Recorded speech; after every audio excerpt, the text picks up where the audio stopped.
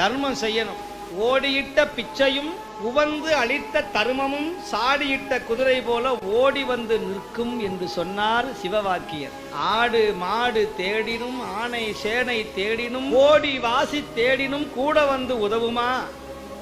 ஓடியிட்ட பிச்சையும் உவந்து அளித்த தருமமும் சாடினா சவுக்கு, சவுக்குல அடி வாங்கின குதிரை மாதிரி திரும்ப ஓங்கிட்டே வரும். நான் ஒரு ஊர்ல ஒரு அம்மா என்கிட்ட வந்து ஒரு பெரிய மூட்டையில கொண்டு வந்து பணம் கொண்டு வந்து கொடுத்தது. என்னம்மா அப்படின்னு கேட்டேன்.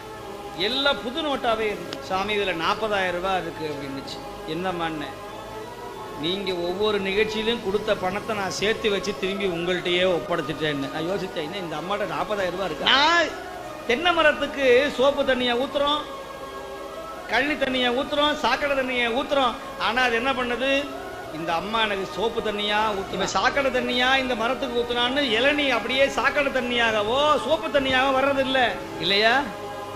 நம்ம செய்யற தர்மம் எதுவானாலும் அந்த இளநீர் எப்படி சுவைக்கிறதோ அதுபோல நீங்க விரும்பி கொடுத்தாலும், நீங்கள் விரும்பாமல் வழங்கினாலும், மனம் உவந்து தானம் வழங்கினாலும், மனம் இல்லாமல் சும்மா என் பொண்டாட்டி சொல்றான்னு செஞ்சேன், என் புருஷன் சொல்றான்னு செஞ்சேன்னு வேண்டா வெறுப்போட செய்தாலும் தர்மத்திற்குரிய பலன் உங்கள் கதவை வந்து தட்டியே தீரும்.